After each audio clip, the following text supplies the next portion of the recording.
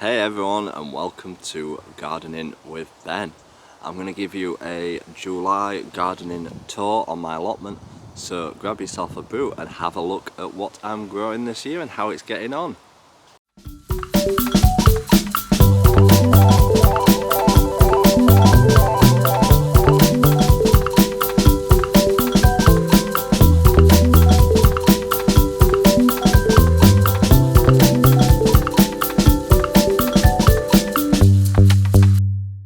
So we're going to start at the front of the plot and work his way down, and we will show you how things are growing in July. First off, I'm going to give you a disclaimer. I'm not spending as much time at the plot as I would like to, so there is quite a few weeds and it's rained, so hence why we've got lots of weeds growing, but I'll get them sorted, don't you worry. At the front of my plot we've got some pansies growing. I've grown all them from seed myself and they've done really well. So yeah, we've also got some geraniums in, but they're not flowering yet. Hopefully we'll get some flowers on them. I grew them from seed as well. So I'm really pleased with how they're getting on. This is my plum tree. As you can see, we've got absolutely thousands of plums on the tree. They're all growing really well. These are my best, what I grow on my plot. These are my Victoria plum tree, and that is the recommended tree that I would tell you to get if you're getting a plum tree. Here we've got my cooking apple tree, and as you can see we've got one hiding away there on the tree. This has been pruned back heavily last year, so I'm not thinking that we'll get many cooking apples, but we'll see if we get a good crop this year. Here we've got some black bamboo growing. I planted that the other year. I don't want it to spread too much, but I do love the colour that this is showing on the bamboo canes. Look at them. The rhubarb patch is starting to die off now. The best thing to do in August is let your rhubarb die back and all the nutrients will go back into the ground. We can still get some of this rhubarb off and pick it for our rhubarb crumbles. And there I've got two eating apple trees. As you can see, we've got absolutely loads of eating apples on it. We didn't do very well with them last year, but it looks like we're going to get a good crop from them this year. So I can't wait to taste some delicious eating apples. Now we're on the plot, and these are my cucumbers. These are Market More variety. We've planted them outdoors this year as I'm not getting the chance to come down to the polytunnel to water like I would like to. So we've planted them outside this year.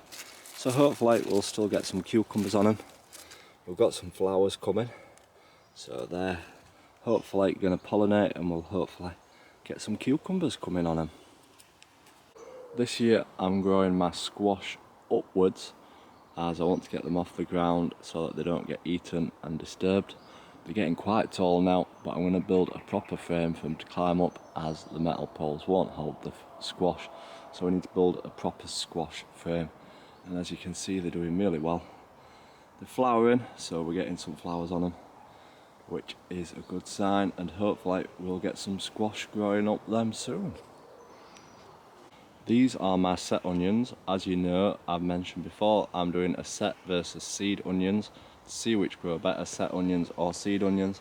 I'd say the set onions are getting ready for picking soon, as quite a few are starting to lay down, so I'll have to pick them soon. As you can see, they're not massive, some of them, but we've got some decent sized ones growing.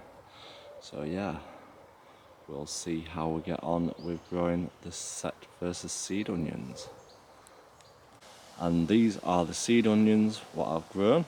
As you can see, they're not as big as the set onions, but there's still plenty of time for them to grow, so we'll see which do better, set versus seed onions. I've also planted my tomatoes outside this year so that they get plenty of water. As I said, I've not got time to water in the polytunnel, but they're growing well. We're getting some flowers on them. They just need to start getting some tomatoes growing on them, and we'll see how they get on this year. This year we've got lots of flowers growing. I'm growing a climbing rose at the front of my plot, which is flowering nicely. We've got calendula. We'll keep snapping them heads off as they finish, so that encourages more flowers to grow on them and get some nice blooms. But yeah, you've got to attract the bees to the plot to help pollination, so yeah, look at them.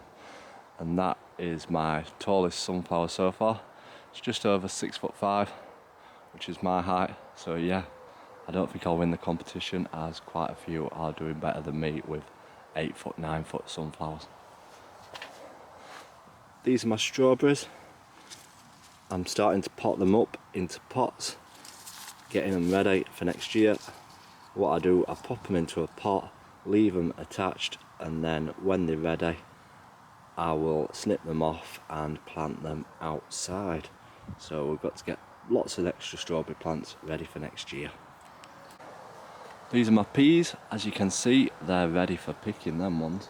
I've just noticed them, so I need to pick some peas today, and we'll have them for tea, which will be absolutely delicious. You can't beat freshly podded peas, so we'll get some of those picked today and see what they look like inside.